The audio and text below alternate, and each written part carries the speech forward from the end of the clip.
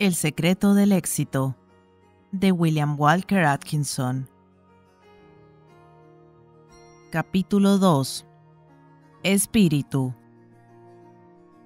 Para muchos de vosotros, el título de este capítulo os sugerirá que tiene algo que ver con espíritus, entidades desencarnadas, el alma o algo así, a lo cual se suele aplicar el nombre de espíritus.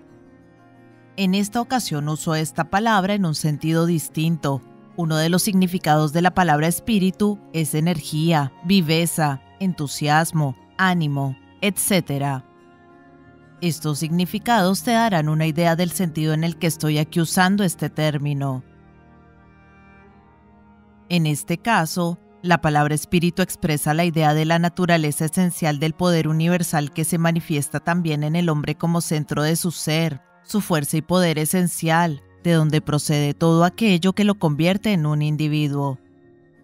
No me estoy refiriendo a ninguna cualidad etérea, espiritual o del más allá, sino al estado de ser animado, con vida y con vigor. Y esa vida y ese vigor proceden del núcleo de nuestro ser, de esa zona o plano de nuestra mente y nuestra conciencia, del soy yo. Este espíritu se manifiesta en grados distintos según los individuos y también entre los animales. Es una cualidad y una expresión vital elemental, fundamental y primitiva, y no depende de la cultura, el refinamiento o la educación. Su desarrollo parece depender de un reconocimiento instintivo o intuitivo de ese algo interior, del poder del individuo que se deriva de ese poder universal, del cual todos somos una expresión. Incluso algunos animales parecen poseerlo. Hablando sobre el adiestramiento de los animales, un conocido escritor manifestaba la conciencia instintiva que de ese espíritu poseen algunos animales. Si ponemos dos mandriles machos en la misma jaula, veremos cómo abren la boca mostrando todos sus dientes y rugiéndose mutuamente, pero pronto veremos que uno de ellos, tal vez incluso poseyendo una mayor dentadura, ruge de un modo distinto que lo señala como inferior al otro. No hay necesidad de lucha. Y lo mismo ocurre con los grandes felinos. Si colocas 2 o 4 o una docena de leones juntos, también sin conato de lucha, pronto verás que uno de ellos tiene la señal de jefe, con lo cual él elige su comida antes que los demás, y si lo desea, el resto ni siquiera comenzará a comer hasta que él haya terminado. Es el primero que bebe el agua fresca. En resumen, es el rey de la jaula. Cuando un domador está ante un felino que actúa raro, la actitud del animal es prácticamente la misma que el del rey de la jaula arriba mencionado, y sería poco inteligente retar su liderazgo. En la cita anterior, su autor manifiesta claramente que no siempre es el mandril con mayores colmillos el jefe, y que tampoco el rey león impone su dominio necesariamente ganando una pelea. Es algo mucho más sutil que físico, pues se trata de la manifestación de un tipo de cualidad sutil en el animal. Y lo mismo ocurre con el hombre. No siempre es el más corpulento y de mayor fuerza física el que gobierna. El líder llega a serlo en razón de esa cualidad misteriosa que he llamado espíritu y que la gente a veces denomina temple. Cuando dos individuos entran en contacto, se da entre ellos un forcejeo mental, por supuesto, sin mediar una sola palabra. El alma sopesa a la otra mientras ambos se miran, y algo sutil en cada uno de ellos conecta con el otro.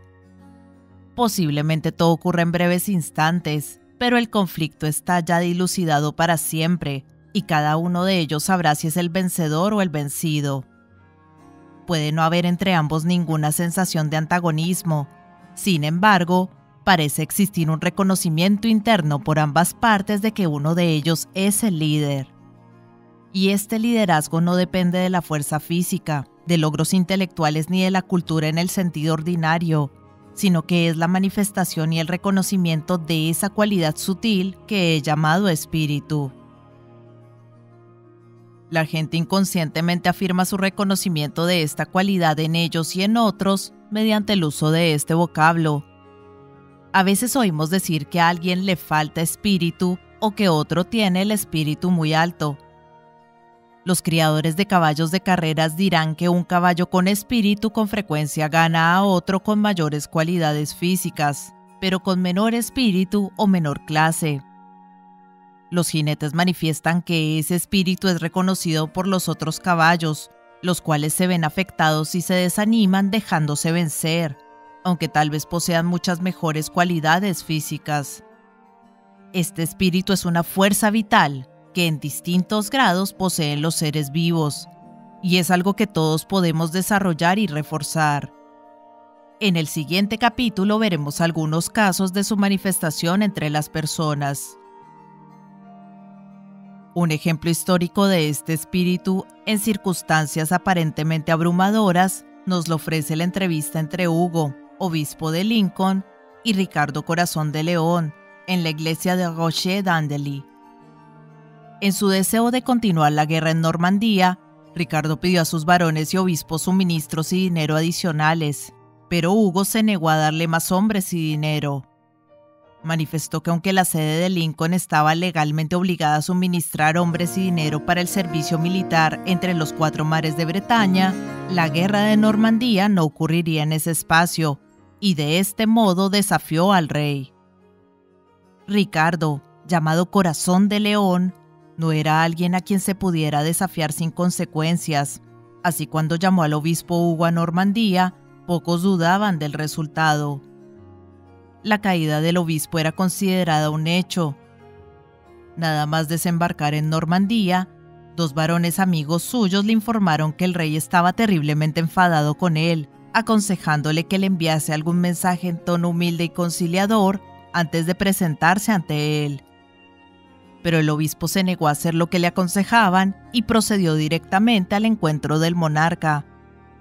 Cuando el obispo entró, Ricardo estaba asistiendo a misa. Hugo caminó hasta él y, sin hacer caso de su gesto, le dijo: «Bésame, mi señor rey».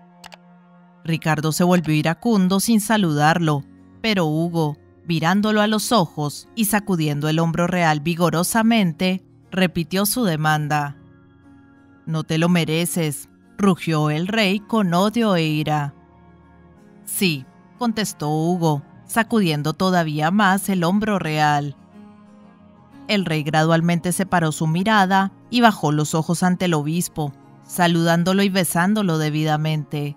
Entonces el obispo tranquilamente participó en el servicio religioso. Posteriormente, Hugo desafió de nuevo al rey en el salón del consejo, persistiendo en su negación, e incluso se atrevió a recriminar al rey su infidelidad hacia la reina. Los consejeros estaban sorprendidos, pues conociendo la fiereza y el coraje del temperamento de Ricardo, esperaban ver a Hugo muerto de un momento a otro. Sin embargo, este surgió victorioso en la lucha del espíritu. Dice el historiador: por el momento el león fue domado. El rey no reconoció nada, pero se contuvo en su pasión, señalando posteriormente: si todos los obispos fueran como mi señor de Lincoln, no habría príncipe que pudiera levantar su cabeza ante ellos. Y esta no era la primera vez en que el obispo de Lincoln había vencido a un rey. Poco tiempo después de que el rey Enrique Plantagenet lo nombrara obispo, tuvo una seria disputa con el monarca. Enrique estaba en el parque de Woodstock rodeado de su corte cuando Hugo se le acercó. El rey fingió no ver al obispo. Tras unos momentos de tenso silencio, el obispo, empujando hacia un lado al poderoso noble que estaba sentado junto al rey, tomó su lugar. El rey hizo como que estaba arreglando su guante de cuero. Entonces el obispo, con alegría y ligereza, dijo: «Su majestad me recuerda a su primo en Falaise». Falaise era el lugar donde el duque Roberto, antecesor de Enrique, se encontró con Arlota, hija de un curtidor, quien le dio su hijo ilegítimo, que posteriormente sería conocido como Guillermo el Conquistador. La atrevida alusión a su ancestro fue demasiado para el rey, que perdió su aplomo, accediendo luego a los deseos del obispo. Pero como dice Fothergill con mucha razón, sería un gran error suponer que esa voluntad se muestra en toda ocasión, lejos de ello. Con frecuencia tiene tendencia a ocultarse y no es raro hallarla escondida bajo un aspecto exterior de amabilidad. Hay hombres y mujeres que presentan una apariencia de tal dulzura que parecen no tener voluntad propia y que existen simplemente para hacer lo que sea agradable a los demás.